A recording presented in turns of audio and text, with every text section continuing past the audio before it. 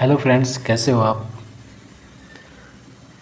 आज बात करेंगे केमिस्ट्री के बारे में। यदि हाँ आपको केमिस्ट्री में बहुत बढ़िया करना है, बहुत अच्छे नंबर लाना है, और नंबर कब आएंगे जब हमें मेंडलीव की आवर्त सारणी सही से हम रीड कर पाएंगे। और रीड कब कर पाएंगे, जब हम कुछ बेसिक पॉइंट हैं, कुछ बेसिक चीज़ें उनको जानेंगे। जैसे द्रव्य क्या है, ऊर्जा क्या है, तत्व क्या है, तत्वों में धातु, अधातु, उपधातु क्या है, यौगिक क्या है, मिश्रण क्या है। मिश्रण भी कई प्रकार के होते हैं, मिश्रण, बिस्मांग, समांग। इस प्रकार हमें बेस को जानना पड़ेगा। जैसे द्रव्य है, वे वस्तुएं जो स्थान घेरती हैं तथा द्रव्यमान रखती हैं। स्थान भी घेरे और द्रव्यमान, उनमें वजन हो, द्रव्य कहलाती हैं। द्रव्य की 3 अवस्थाएं होती हैं, ठोस, द्रव और गैस। ऐसे ही ऊर्जा, एनर्जी जिसको हम बोलते हैं, जैसे प्रकाश, ऊष्मा, ध्वनि, विद्युत आदि ऊर्जा के विभिन्न स्वरूप हैं। इन सबको ऊर्जा कहते हैं। ऊर्जा कभी ख़त्म नहीं होती है। ऊर्जा एक प्रकार से दूसरे प्रकार में ट्रांसफ़र की जा सकती है, इसीलिए ऊर्जा अविनाशी है। आधुनिक विचारों के अनुसार ऊर्जा का द्रव्यमान में तथा द्रव्यमान का ऊर्जा में रूपांतरण किया जा सकता है। आइंस्टीन ने भी इसको सिद्ध किया है। इस नियम के अनुसार यम द्रव्यमान के तुल्य होने पर mc² ऊर्जा उत्पन्न होती है। E बराबर mc²। ये CGS पद्धति में है। यम ग्राम में है, द्रव्यमान ग्राम में है, और c प्रकाश का वेग सेंटीमीटर पर सेकेंड है।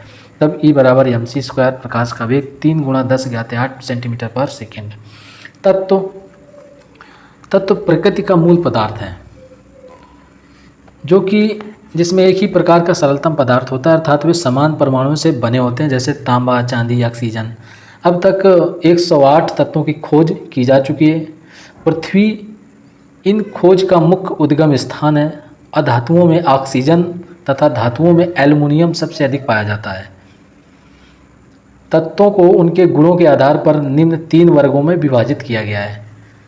नंबर 1 है धातु। तांबा, लोहा, चांदी, सोना, पारा, जस्ता आदि तत्व धातु हैं। चूँकि इनमें धात्विक चमक, ऊष्मा, चालकता, उच्च विद्युत चालकता, आघात वर्धनीयता तथा तनन सामर्थ्य आदि के गुण होते हैं। आघात वर्धनीयता, इनको हम पीटेंगे तो ये सह लेते हैं। इसमें धात्विक चमक भी होती है।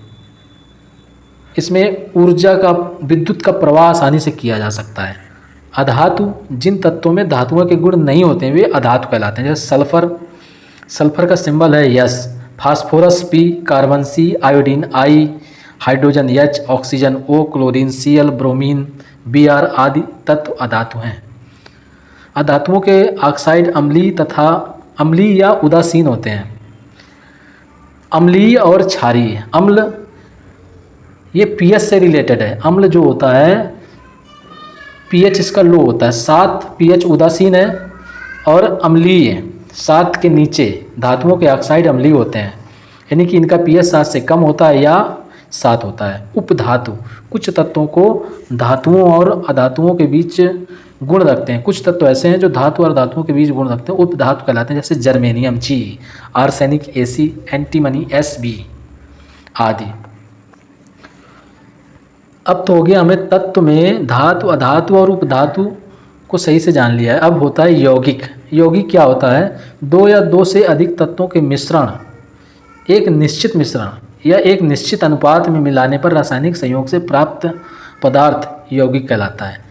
हमें एक निश्चित मात्रा में मिलाया जाता है तब हमें वो यौगिक प्राप्त होता है। जैसे जल H2O हाइड्रोजन के 2 और ऑक्सीजन का 1 अणु मिलाने पे जल बनता है। नमक HCl, दोनों का एक एक तत्व मिलता है तब हमें HCl प्राप्त होता है। सॉल्ट NaCl नमक। नीला थोथा, सोडियम कार्बोनेट, अमोनिया आदि यौगिक पदार्थ हैं जिनमें हमें तत्वों को निश्चित अनुपात में मिलाया जाए और उनके संयोग से जो पदार्थ प्राप्त हो उसे हम यौगिक कहेंगे। मिश्रण, 2 या 2 से अधिक प्रकार के पदार्थों को किसी भी अनुपात में मिलाने पर प्राप्त पदार्थों को मिश्रण कहते हैं। इसके अवयवों के साधारण भौतिक विधियों द्वारा पृथक किया जाता है। मिश्रण 2 प्रकार का होता है। नंबर 1 बिस्मांग मिश्रण और दूसरा है समांग मिश्रण। बिस्मांग मिश्रण क्या है?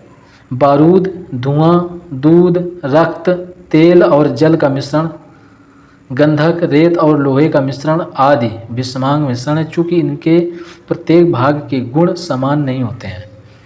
विषमांग मिश्रण में प्रत्येक भाग के गुण समान नहीं होते हैं। समांग मिश्रण अम्ल, क्षार, लवणों के जलीय मिश्रण, चीनी और जल का मिश्रण, वायु, एथिल अल्कोहल और जल का मिश्रण आदि समांग मिश्रण है, चूँकि इसमें प्रत्येक भाग के गुण समान होते हैं। ये हमारा द्रव और उसकी अवस्थाओं के बारे में जो चैप्टर है बारीकी से बताता है, और यदि हम इसका ध्यान से और ईमानदारी से सही से हम इसको पढ़ लेते हैं तो हमें मेंडलीव की आवर्त जो सारणी है उसको पढ़ने में बहुत आसानी होगी, और वही मेन बेसिक है हमें केमिस्ट्री पे आगे ले जाने के लिए।